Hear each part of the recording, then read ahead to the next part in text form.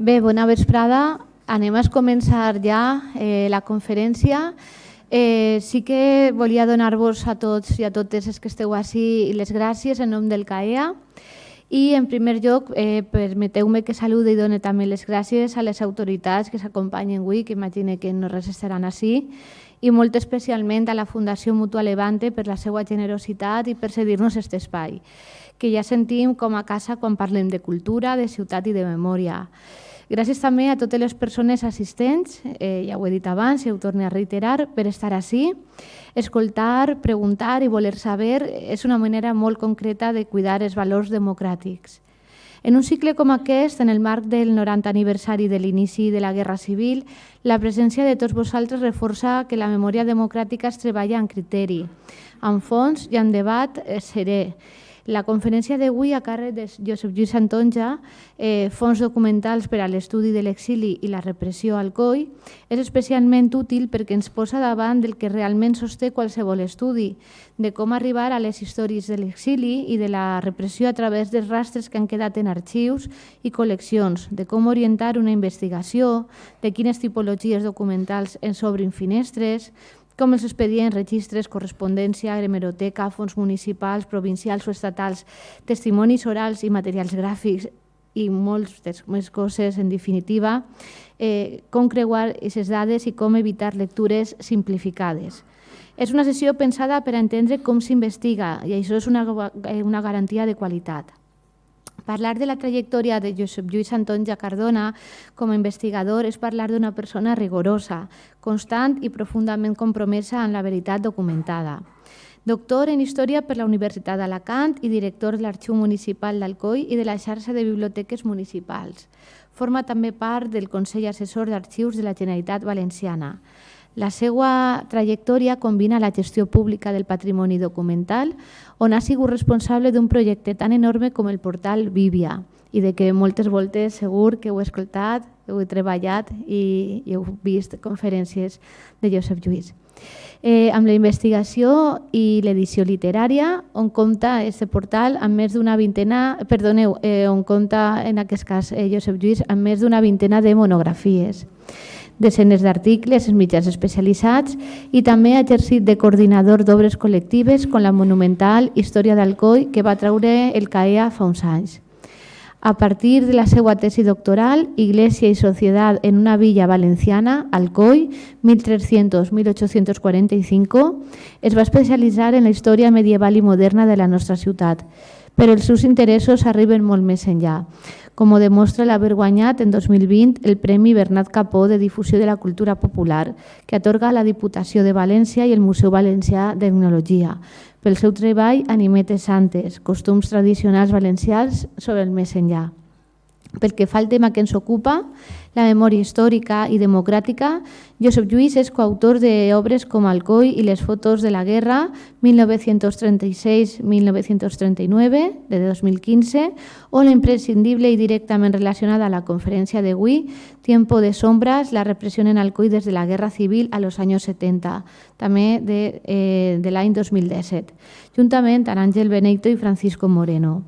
Abans de donar-li la paraula al ponent, voldria recordar-vos la propera cita del cicle, que serà el dimecres 18 de febrer a les 7 hores, així mateix en la Mútua, amb Àngel Benito i la conferència Alcoi des de l'aire, les fotos dels bombardejos. Sense més, vos deixo amb Josep Lluís Santonja i quan vulguis tens la paraula. Moltíssimes gràcies.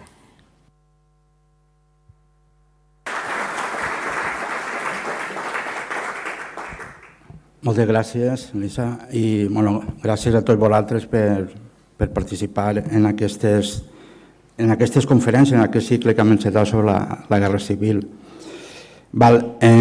Abordar el tema era complicat i em vaig plantejar en allò que més domina la pràctica, com és el treball en els arxius, sobretot a una obra que ha fet referència Elisa, com és Tiempo de sombras. Aleshores, clar, parlar d'Alcoi, la documentació és...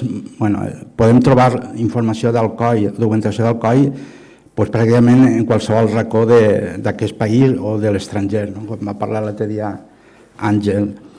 Avui, curiosament, per exemple, la Junta d'Andalusia ha penjat una notícia que havia pujat moltíssima documentació als seus recursos web i per curiositat ha entrat a buscar en l'audiència de Granada i m'ha trobat 12 expedients d'alcoiars processats. Vull dir-te que no sols és el que tenim així en els arxius militars, és a dir, que dia a dia pràcticament aquest llibre tindrien que estar actualitzant-lo. Aleshores, el que parlaré avui és tota la documentació, tant en Àngel Benito o en Paco Moreno, cada un van treballar des d'un esforç documental, jo en aquest cas sobre la documentació de l'arxiu, i abordarem què és el que podem trobar en l'arxiu municipal d'Alcoi referit sobretot a la Guerra Civil. Jo parlo de Guerra Civil en els precedents, a partir de la victòria del Front Popular i pràcticament arriba fins als anys 70. El primer pas, com comentava l'Elisa, això és la porta d'introducció, és a dir, quan comencem a buscar en l'arxiu hi ha que anar a Vívia. A Vívia tenim dos punts d'accés, un fàcil, que són aquella tria que fem nosaltres, que són aquestes categories que el permetís, només clicant en la imatge ja tens una recerca preparada. Diem que això és com un inici, per als iniciadors és que s'enfronten, perquè clar, quan van plantejar el projecte Vívia, sabeu que molts portals tenen un buscador directament.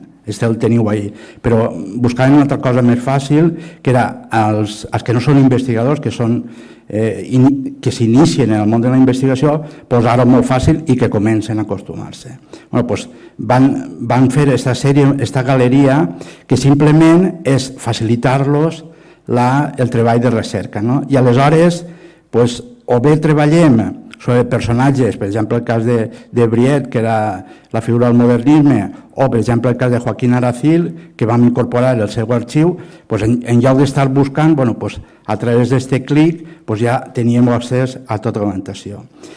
I també al voltant, perquè és un tema que s'investiga molt, es demana moltíssima documentació, van crear aquesta categoria sobre la República i la Guerra Civil.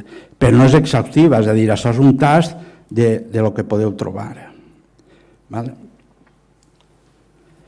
Per abordar tenim que saber quina documentació tenim. Vull fer una referència, com parlava l'altre dia Àngel Benito.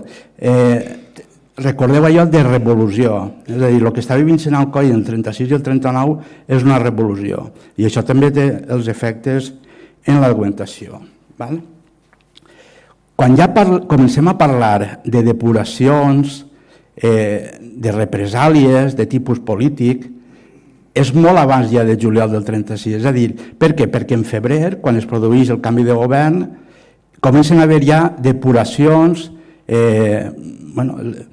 canvis en l'Ajuntament, sobretot perquè deixa de funcionar aquesta comissió gestora que s'havia creat en el 34, en els governs radicals, triomfa el Front Popular i l'Ajuntament inicia un expedient de depuració. És a dir, comencem a trobar-se ja, com veieu, aquests 4 epígrafs fan referència a la documentació que podem trobar de la part del Front Popular, és a dir, de l'Ajuntament que entra en febrer del 36, de processos, de depuracions, de cesses, és a dir, de canvis de tipus polític, és a dir, perquè hi ha un canvi de govern i es procedeix.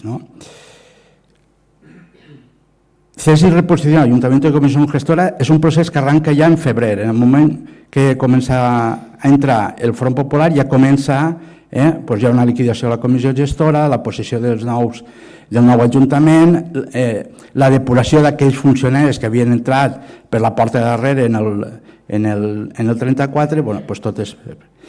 I mireu expedients disciplinaris a partir del 10 de juliol, és a dir, ja comencen a haver expedients disciplinaris abans del 18 de juliol, és a dir, ja hi ha processos de depuració de gent que no es afecta al Front Popular, és a dir, que anem a acostumar-se a aquesta terminologia de depuracions i de represàlies de tipus polítics. Clar, una volta esclata el cop d'estat, a partir del 18 de juliol, lògicament, aquest procés de control sobre el personal públic s'incrementa i ja apareixen això que veu, informe de filiació ideològica, és a dir, ahir el que està fent és informació sobre elements, sobre professorat, en aquest cas de secundària, que pugui ser quinta columnista, que siguin afectes als revoltats. Pues és la forma que té d'actuar aquest govern en aquests moments per a intentar veure el personal que compta. I és el que es trobem en aquests primers moments. I això també s'afegeix pràcticament fins a setembre del 36. En realitat és poquíssima documentació. Per a 3 anys de guerra i tot el que està veient, pràcticament és una documentació ínfima. Ara veurem el que està passant després a partir del 39, quan entren els nacionals. Així tenim alguns dels expedients de depuració que es fan ja una volta que ha triomfat el Front Popular. Hi ha un tribunal de depuració, hi veu Federico Jornet, Enrique Grau Juan, i comença un expedient de depuració de determinats funcionaris. És l'expedient que és característic perquè això el veiem en època del govern del Front Popular, però s'ho trobarem també a partir del 39. Són algunes, perquè vegeu un poc la tipologia. Este ja és un expedient de depuració a partir del 30 de juliol, una volta que ha esclatat el cop d'estat, i tot aquest procés que diem de depuració alguns vos sonaran, Alfredo Milego, Fernando Cámara, que va ser catedràtic de l'Institut, que eren persones de tendència de dretes i automàticament se'ls va obrir un expedient de depuració. Així tenim molt poquíssima documentació. El que no vol dir és que hi haguera una repressió. Tots sabeu que entre el 36 i el 39 va haver una repressió molt forta, però el rastre documental pràcticament és mínim el que tenim a l'arxiu. Començarem a treballar una volta entre les tropes franquistes i comencen a reconstruir tot allò que havia passat en el 39, a la qual cosa anem a traure, que ja ho veureu després, anem a poder saber quina és la repressió que va haver durant el govern del 36 al 39. Així veu que són 5 epígrafes, però en realitat són tipologies documentals, són sèries documentals, però estem parlant ja de milers de documents. Vos posaré 2 que són els que més informació i pràcticament són la base del llibre Tiempo de Sombras. La primera epígrafe, que és la primera sèrie, Informe de correspondencia sobre seguridad, orden y control público. Mireu, les dates 1969-49, és a dir, continuen fent-se informes de control, eren fitxes personals de totes aquelles persones sospitoses per al règim franquista fins a l'any 49. Però és que en realitat aquests informes van estar en consulta pràcticament fins a la mort de Franco, perquè en els anys 70 o 80 és quan ingressa en l'arxiu municipal, en l'arxiu històric, perquè havien deixat de tindre ús. Però sabem que aquests informes, que pràcticament eren fitxes ideològiques de control del coll, dels alcoians. Estem parlant que són aproximadament una vintena de caixes, d'arxivadors, però contenen milers de fitxes personals. Ara veurem fitxes personals o fitxes col·lectives. Són expedients de depuració, de control ideològic, i que servirà per a diversos motius. Depuració, formació de la causa general, que era la que s'enviava a Madrid per a aquest procés, per a jutjar a tot el personal afecte a la República, i per a qualsevol ús, simplement per a una persona que volguera accedir a un lloc de feina públic, correus, ajuntaments, mestres, professors, ja tenia ahir els seus antecedents. Una sèrie també important, però que ens entra a l'arxiu municipal a través del jutjat de forma sortosa, perquè aquesta sèrie, en els anys 60, hi ha una ordre des de Madrid per a que es destruïsquen, que són els expedients de responsabilitats polítiques. A partir dels anys 60, per exemple, en l'Audiència Provincial d'Alacant no es conserven. Va haver una ordre de destrucció. En moltes audiències no es consten. Així, afortunadament, no van arribar a enviar-se a Alacant i es van conservar en el jutjat. Quan vam ingressar tots els fons del jutjat es van donar compte d'aquesta documentació que tenim, que és importantíssima perquè hi ha una informació personal de tots els represaliats. Així estem parlant ja de personatges rellevants, no? Perquè primer va haver un expedient, un processament, i això va ser un segon processament, sobretot per exigència de responsabilitats, sobretot econòmiques. En molts casos van ser persones que van estar doblement represaliades en aquesta figura. Com veieu, és a dir, els expedients s'acaben en el 61. En el 61 encara els expedients estan oberts de tota crest. Després, altres elements singulars que trobarem en aquesta documentació és tota la incautació del procés d'incautació de Salvador García Muñoz, que sabeu que la figura més rellevant va ser diputat nacional i la figura més rellevant de l'agrupació socialista alcoiana. Va ser un metge que va poder fugir en l'Estambro, es va refugiar a Alger, a Orà, i lògicament era la peça més codiciada que tenien els franquistes per anar per a d'ell. Una persona era metge en molts anys d'exercici, l'interès que tenien per incautar-le. És un que es va estar també processats en responsabilitats polítiques. Després, aquesta documentació també, igual que ens va entrar de responsabilitats polítiques, també tots els expedients per a cessar a tot el personal del jutjat. Són expedients de depuració específics del personal del jutjat d'Alcoi. Sempre la referència, nombrado con posterioridad al 18 de julio del 36, és a dir, totes les persones, tots els funcionaris, tots els treballadors que havien entrat posterior, a partir de l'1 d'abril estaven cessats i s'obria un expedient de depuració per a veure si podien tornar o no. I això havia un procés que més o menys podia ser llarg o simplement la persona, sabent els antecedents que tenia, optava per no presentar-se.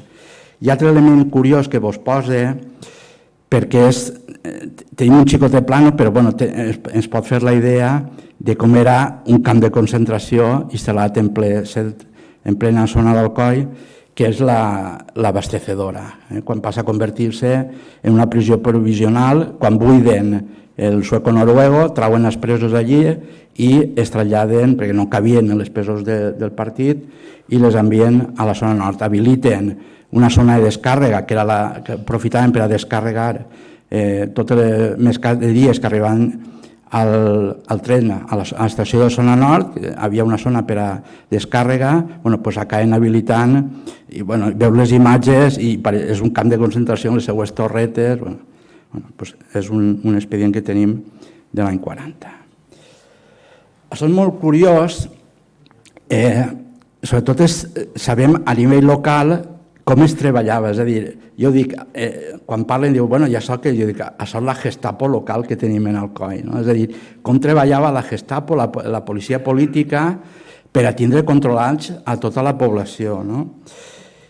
I és important perquè, clar, hi ha un modus operandi, és a dir, no entre el 39 i anem així a obrir expedient, hi ha un sistema, suposo que ve des de les ordres superiors, de Madrid, de Burgos, d'on siga, però està clar que hi ha un procediment establert de com va actuar-se en tots aquests expedients.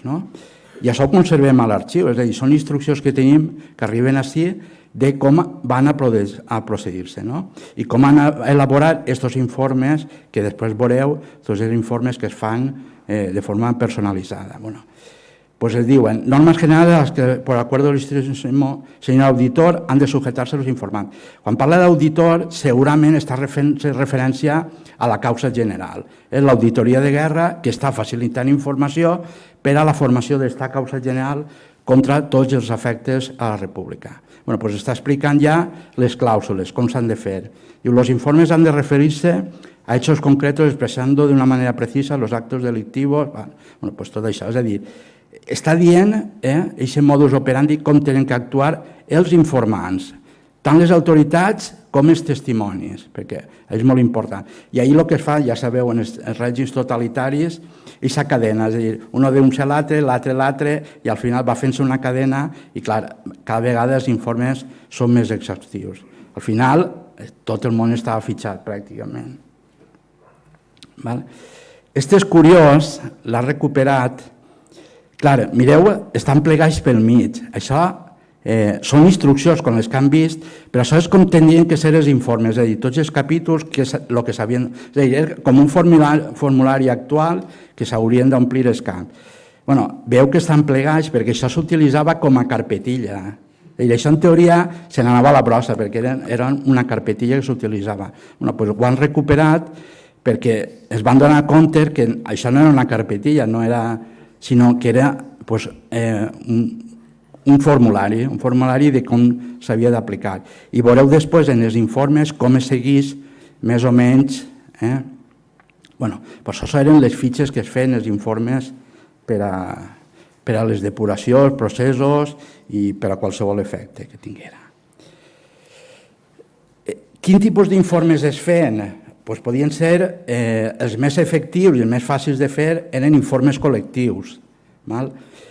Clar, què feien? Tiraven mà de tota la informació que tenien. Clar, quan accedissin a l'Ajuntament, sobretot el tema dels milicians, és que cobraven de l'Ajuntament. Tenien un sou, perquè normalment s'hi deixien al front de guerra o per a pagar. Clar, era molt fàcil accedir, per exemple, a totes les relacions de pagaments i automàticament sabien qui havia format part de les milícies. Són tots els membres, tots els voluntaris que havien format part de la Guàrdia, la GPA, la famosa GPA, la Guàrdia Popular Antifascista. A partir d'aquesta informació elaboren un llistat col·lectiu a la qual cosa ja poden iniciar expedients de depuració. Hi trobareu gent coneguda segur.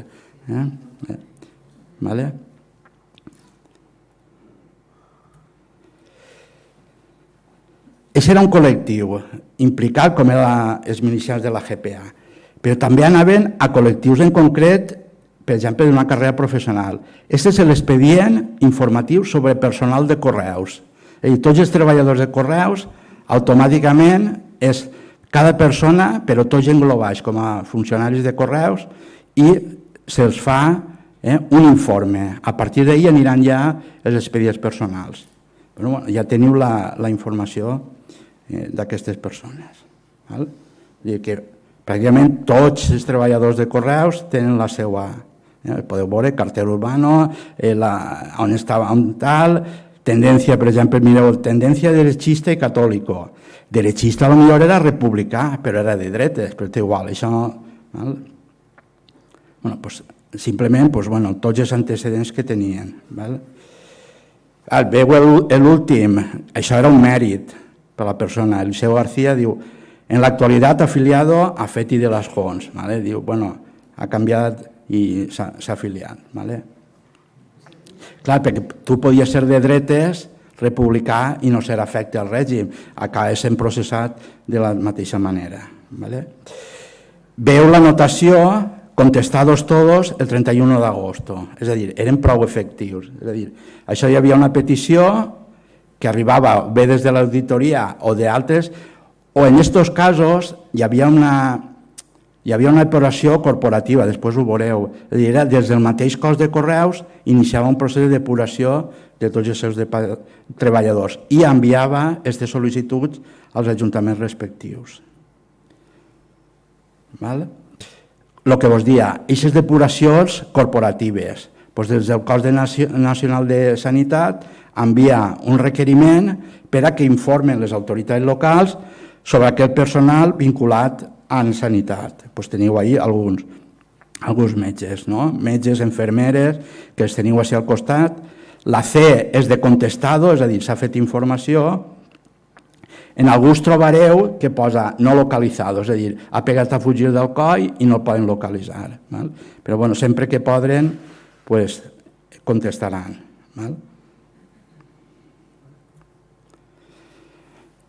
Aquest és possiblement dels expedients més llargs que n'hi ha, però clar, era del cos possiblement més perseguit per les autoritats perquè era per la seva influència que tenien la rellevància. I eren els mestres. Els mestres eren molts i estaven molt significats. Hi havia una intenció molt clara d'anar a per ells. Hi va anar per ells demanant tota tota la filiació que fos possible. Val?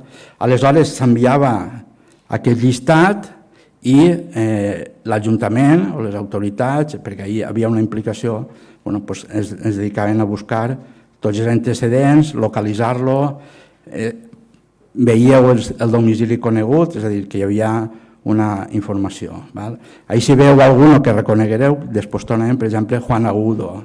És una de les peces buscades, però bueno, són molts mestres molt significats en aquesta època.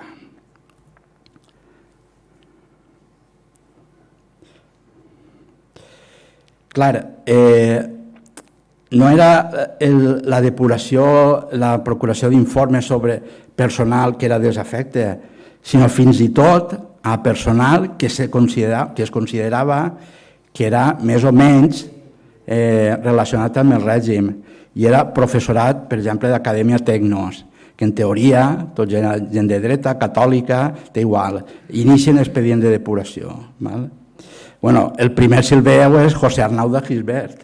Hi ha informació, a veure, com li demana informació sobre Arnauda, no? Perquè era un factor... Bueno, doncs és que requerien informació de tot, no? I veieu ahir, són personatges, don José Boluda, és a dir, personatges molt importants de l'època. Aquest era tot el professorat que formava part de Tecnos. Doncs hi ha un requeriment, veu que el que demana és, en aquest cas és el que certifica, que és Javier Carbó i Muntó, en aquests moments és l'alcalde, que sabeu que és el que va entrar i va prendre possessió del COI en el 39.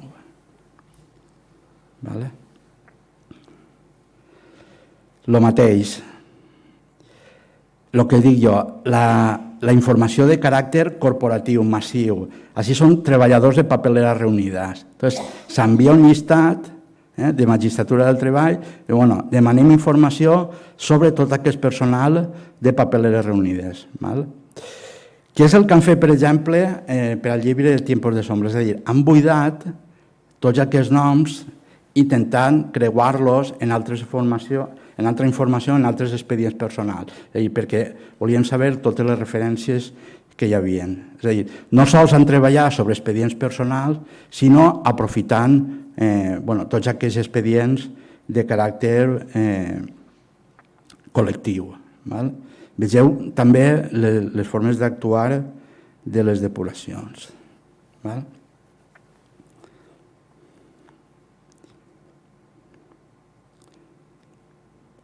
El que vos dia, en aquest cas hi ha un escrit específic de la causa general.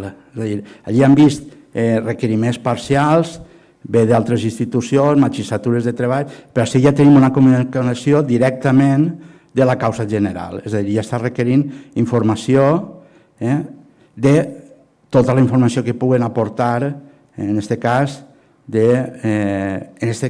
està parlant dels periòdics, dels periodistes. És un altre element de repressió. I clar, aquest és l'informe que canvia l'Ajuntament, contestant-se total, és a dir, estem parlant de la causa general que van a jutjar, va perseguir a totes les persones implicades o havien col·laborat en el govern republicà, i està dient, i està explicant un poc el periòdic més important en aquesta època, i està contant la història. El periòdic era la Gaceta de Levante, de caràcter eminentment derechista, com tots sabem, però que quan comença el glorioso alzamiento s'incauten els sindicats i des del 1 de novembre del 36 al 1 d'abril del 39 passa a ser Humanitat, que tots això ja ho sabem. I curiosament diu, bueno, i qui era el Consell de Redacció? I pam, trau el llistat de tots, persones, per supost, molt conegudes, sobretot Camilo Vito, l'heu conegut. Amando García Montllor, però sobretot els que venen darrere, Enrique Bañó Nicomedes, Juan Valls, que és Joan Valls, el poeta, que era col·laborador en Humanitat. Guzmán Coloma també és un treballador, Pasqual Palmí, que era mestre, també una persona molt implicada. És a dir, Francisco Mompó, que és un escritor de l'època, no vos sonarà, però era el sogre d'Adrián Miró, era el pare de María Luisa Mompó, de Luisa Mompó. O sigui, que tenia molta amistat, és a dir, Antonio Montava, José Alcina Navarrete, que és periodista, que és l'únic que és afusellat de tots aquests processats, van haver moltes condenes de mort, però l'únic que acaba sent afusellat, José Alcina Navarrete. Té Ferrandi, jo suposo que és Tomàs Ferrandi, segurament l'artista. Fa un llistat de tots els col·laboradors del periòdic. Directament està informant que són objecte de depuració. Però a quins extrems arribava? Arribava a tots. L'Instituto Nacional de Colonización. I diu, i què té que veure així?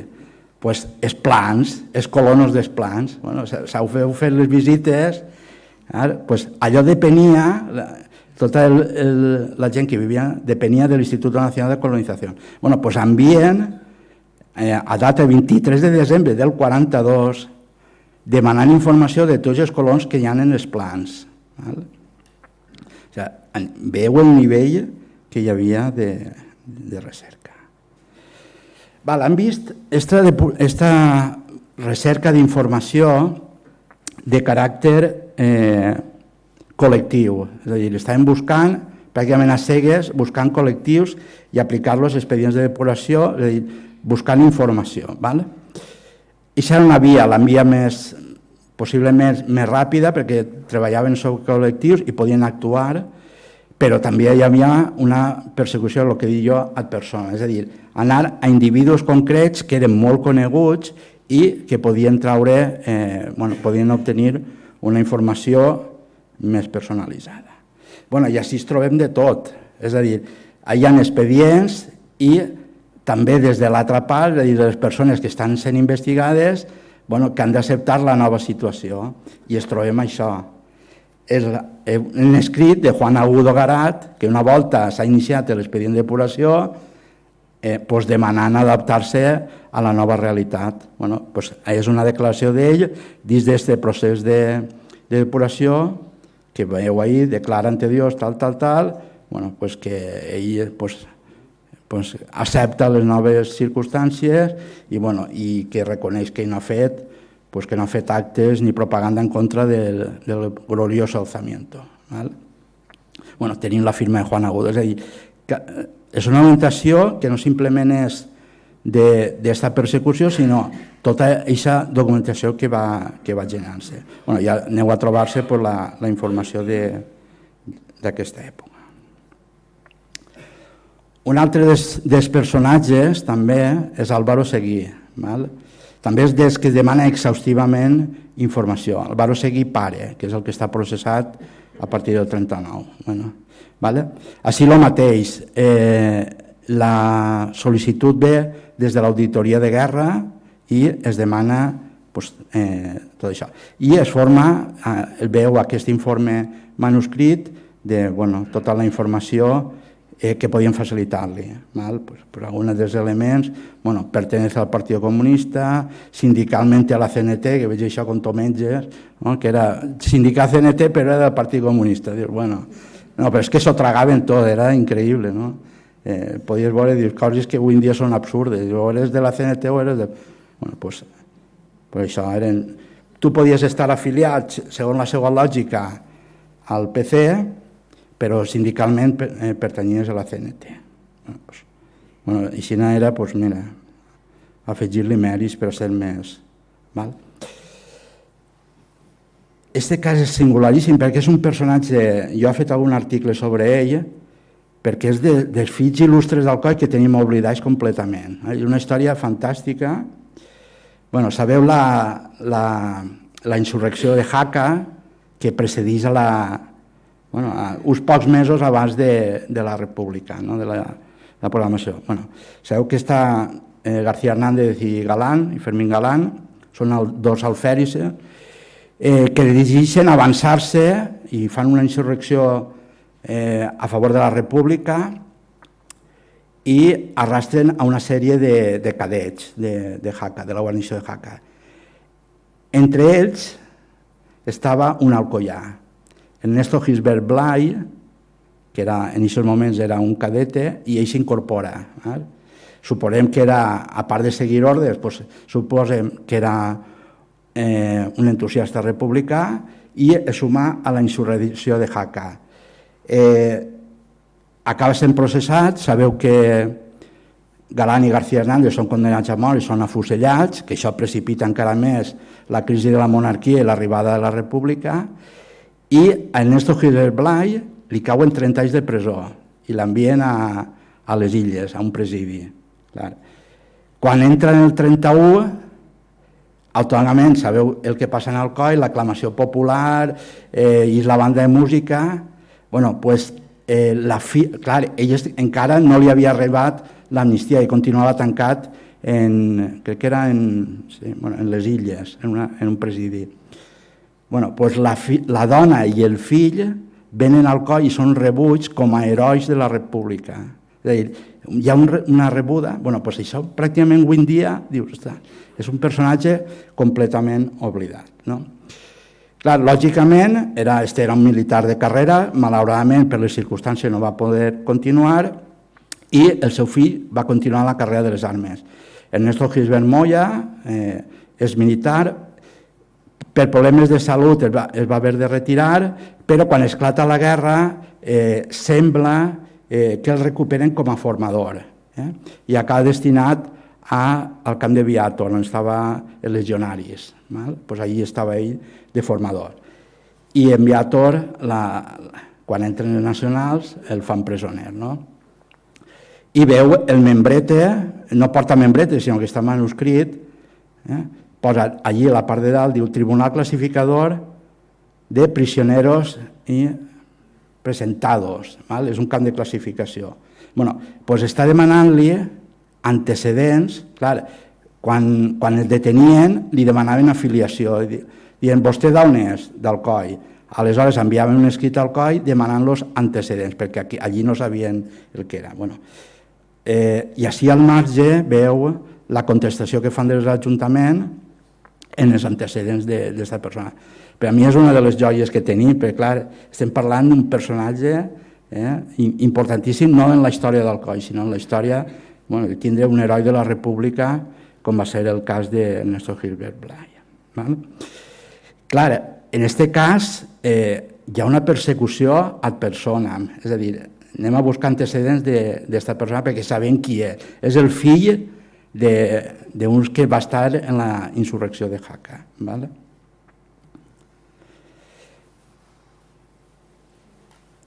Vos dic també la importància d'aquestes comunicacions. Clar, nosaltres, quan parlem de la repressió en Alcoi, fem referència als que tenim controlats en les presons, a nivell local.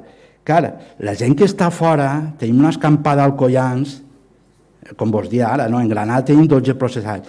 Clar, la lògica era que, clar, havien alcoians allistats i estaven fent la guerra per tot Espanya. I on caïen, anaven al camp de presoners. Aleshores, anem a trobar-se alcoians per presidis, després ho veurem, per tot arreu. Aleshores, és molt difícil rastrejar tota aquesta repressió, perquè clar, no tenim la documentació, ni s'enterem d'estos alcoians.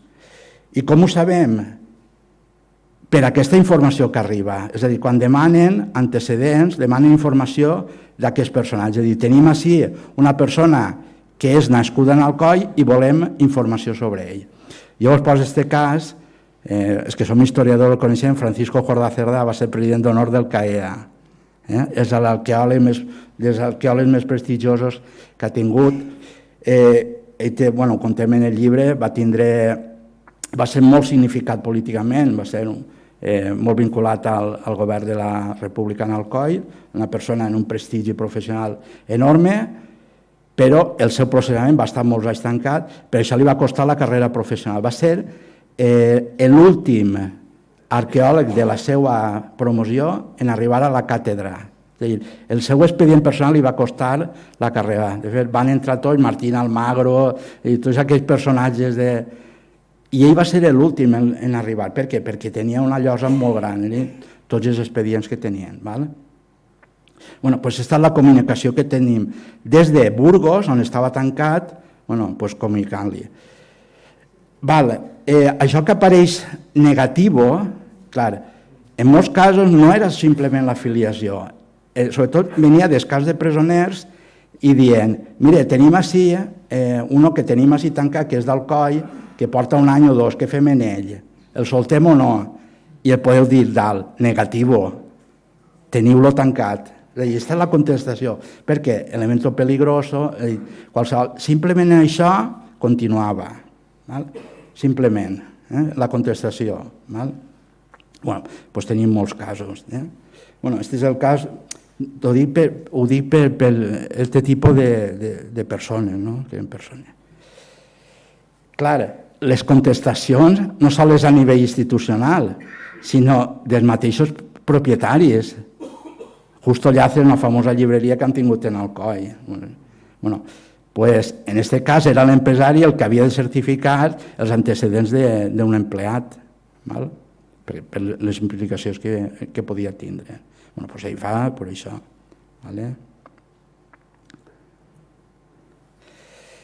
Jo vos diria, igual que el d'Ernesto Gisbert és important per la figura del personatge, per a mi va ser una aportació molt gran descobrir, perquè això és un informe sobre Santiago Pérez Frau. Santiago Pérez Frau és el coronel del regiment Vizcaya en el moment que esclata la rebel·lió militar. Sabeu tota la polèmica, si es sumaven, no estaven, estava malalt, no sabien què fer, els sindicats rodegen el quartel. Jo crec que és la primera volta que es conta documentalment què és el que va passar i quin és el paper que va tindre. És que conta en pèls i detalls tota la conspiració que hi havia dins del quartel per a sumar-se a la rebel·lió. Aquesta declaració que s'envia a la Comissió Gestora Municipal, informant, estem ahir, 31 de maio del 39, és a dir, apenas un parell de mesos després de... Està contant en pèls i senyals tot allò que es va viure. És a dir, a partir d'això, que és un informe sobre el coronel Santiago Pérez Frau, es dona moltes pistes d'allò que va passar dins del quartel. O sigui, que no saps mai per on va eixir-te la informació. Clar, jo vos diria, com podem saber la repressió que va passar del 36 al 39? Perquè pràcticament no tenim referències.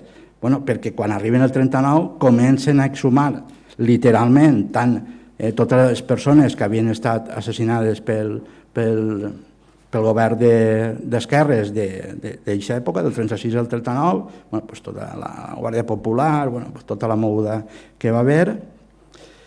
Però en el 39, clar, les famílies, el règim, intenta recuperar totes aquestes persones. Hi ha una quantitat de documentació que ens apareix en tots aquests expedients. És a dir, en tot allò que s'ha suma a la causa general apareix tota la informació. És a dir, això és el que s'envia a la causa general. És a dir, això han sigut els que el Front Popular va represaliar en Alcoi. Tot el llistat de persones assassinades, retors, fa una classificació, tots els retors, teniu ahí la Junta Local, Margarites, que són les dones de Falange, els requeters, tot això, els militars, tota la gent que, com parla ahí, por los fallecidos durante el periodo de la persecución. Juliol del 39. Això és un full imprès que conservem, una mena d'esquela, però que això s'aporta com a proves documentals. És a dir, per aquesta causa general, això és el que va passar del 36 al 39. I aquesta és altra forma d'expedient, és molt simbòlica, perquè tenim ahir la heràldica franquista, Caídos por Dios y por España, i tota la relació.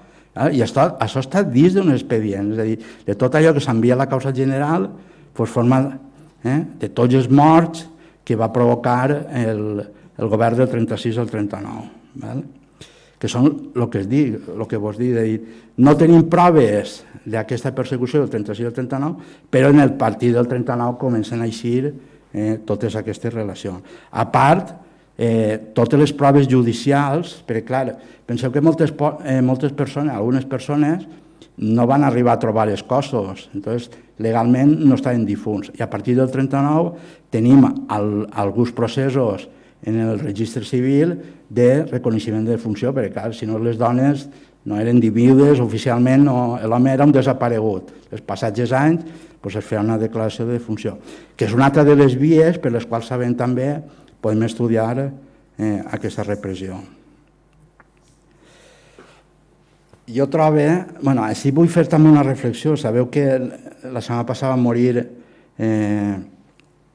un company que havia publicat una sèrie de llibres sobre la repressió franquista. De fet, va contactar l'arxiu municipal demanant informació sobre el Camp d'Oliver, si teníem algun rastre documental, és a dir, que no teníem cap a banda de la localització, però que no teníem cap resta documental. Perquè el seu projecte, ara el veureu, era Tota Espanya era una càrcel, una cita que agarra de dos autors de com era l'Espanya del 39. I aquest és el treball que podeu veure en la web, Los campos de concentración de Franco, d'aquest company, Carlos Hernández, em recorde, em va faltar la setmana passada, era un periodista corresponsal d'Antena 3 i en els últims anys es va dedicar a treballar tot el cap, perquè la quantitat de camps de concentració, presidis, presons habilitades, això parla d'això, d'Espanya tota era una càrcel. S'hi van tindre el camp de concentració, prisió inhabilitada, presó del partit, quantitat. Carlos el que ho va fer a nivell general, en tota la informació que anava publicant-se, i jo el que vull dir, la reflexió és que podem trobar-se alcoians en qualsevol lloc. Per exemple, la famosa fuga del Fuerte de San Cristóbal en Pamplona, jo tinc localitzats per almenys 2 alcoians que van morir en la fuga. Trobem en Astúries, pràcticament en Terol, quan cau la columna de ferro, la quantitat d'alcoians que cauen ahir. Es troben quantitat d'alcoians que estan en camps de concentració en Aragó, en Andalusia, és a dir, l'escampar que tenim. Com podem saber? És molt complicat, perquè, clar, te n'hauries d'anar als arxius militars, saber quines unitats eren les que gestionaven aquests camps de concentració i saber on està aquesta documentació, que és molt complicada. Per exemple, jo no havia vist fitxes de classificació del Camp d'Oliver, allí anaves tu i feien una fitxa de classificació.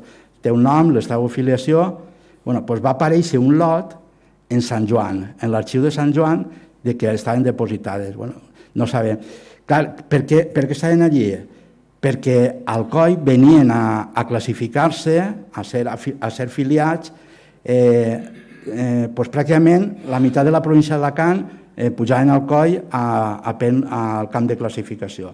I allí es feien unes fitxes, tenien 2 opcions, o es quedaven perquè tenien antecedents o es lliuraven i s'enduien en la seva fitxa de classificació. Jo no n'havia vist mai cap sobre el camp d'Oliver, camp de concentració d'Oliver, i se les van trobar en l'arxiu de Sant Joan. Va ser una sorpresa perquè, veureu.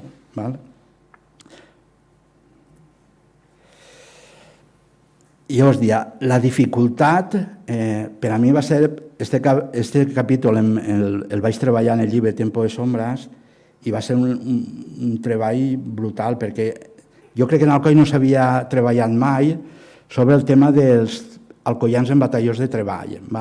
Hi havia moltes formes de càstig, des del camp de concentració i moltes fórmules, ho explica molt en el llibre. La classificació podia ser soldat condemnat, soldat forçat, treballador, és a dir, hi ha molta... Depèn de la condemna que tenies.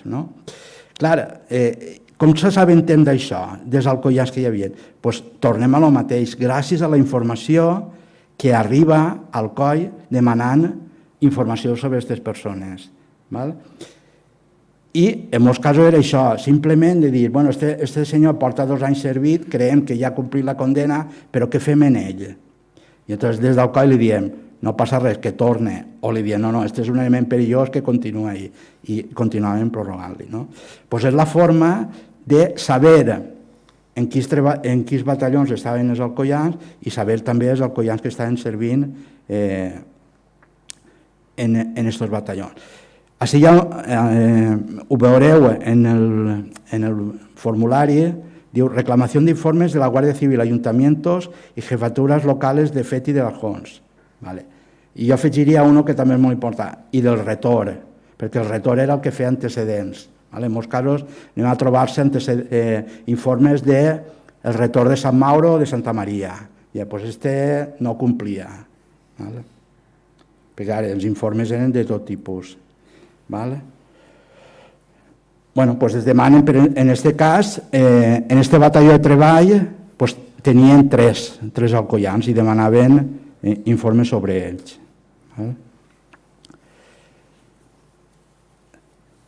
I en molts casos les instal·lacions, clar, estem parlant de camps de concentració, simplement era el nostre camp d'Oliver, que era una antiga fàbrica, l'havien tancat i tenia allí tots els presos.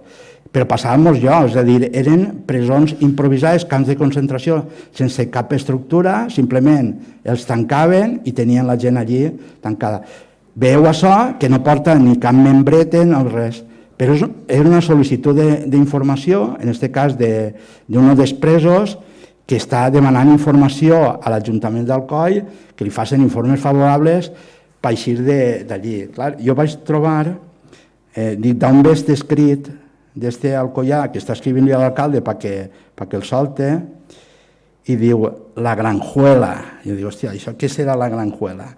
I me'n vaig al repositori de Carlos Hernández a veure què era la Granjuela, que jo no l'havia sentit nomenar mai. Era un camp de concentració, simplement era el poble, l'havien tancat en tanques i es tenien tots allí. Un d'ells era este alcoianet que teníem allí, de 21 anys, deia, bueno, a veure si puc tornar al meu poble. La història d'aquest personatge no ho sabríem mai en la vida, el que havia passat. Gràcies a la informació que tenim, que, bueno, simplement, això era un camp de concentració, simplement era el poble tancat i tots els que estaven allí dins. A més coincideix, diu, és un camp que va estar obert entre el 28 de març del 39 i l'11 d'octubre, és a dir, més o menys com ha passat el camp d'Oliver, és a dir, el camp d'Oliver, quan entra en nacional, es fa allí i en octubre calculem que es tanca i es clausura, és a dir, és el mateix sistema, no? O sigui, igual que va passar en la Granjuela, doncs... Este era en Córdoba, per això jo vos dic lo de l'escampada alcoià, és a dir, fins a quin punt va arribar la repressió no ho sabem, és a dir, tenim estimacions, com podeu veure en el llibre, però clar, tota aquesta gent mos escapa, perquè clar, si no tenim referents, doncs a saber. Clar, no eren camps de concentració, eren batallons de treball, també hi havia presors de guerra, en Reus, la caiguda de Catalunya, es enganxa allí els que han anat a lluitar a la batalla de l'Ebre i acaben en la presó de guerra. Són presoners de guerra. Doncs un altre escrit que ens permeteix saber tot això.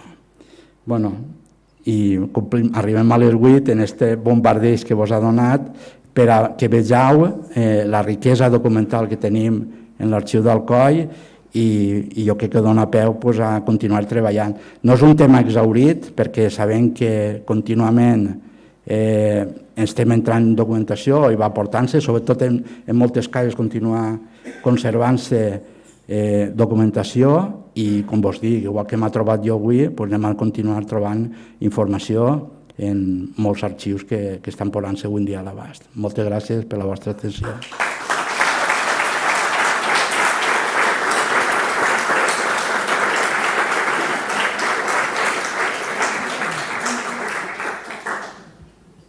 Hem acabat en temps, si teniu alguna pregunta. Jo aprofito l'ocasió una vegada més per dir que en el seu municipal vaig entregar més de 200 fitxes a la parròquia de Santa Maria. M'ho diré sense saber on estan.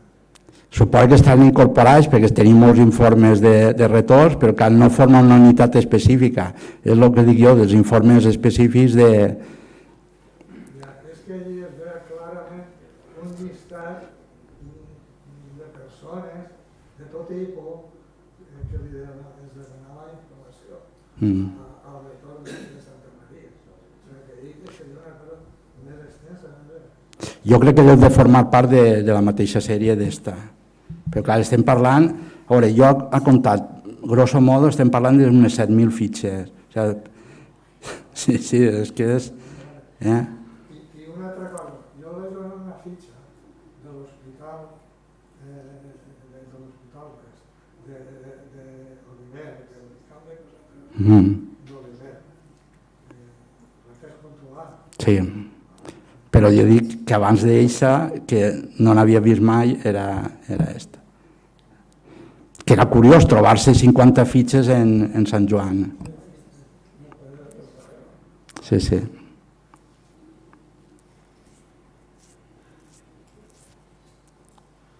Bueno, pues moltes gràcies per vindre. Bueno, vos convoco a la pròxima conferència que parlarem sobre un altre tema interessant i també que va tindre molt impacte, mai millor dit, com són els bombardejos d'Alcoia. Bona nit a tots i a totes.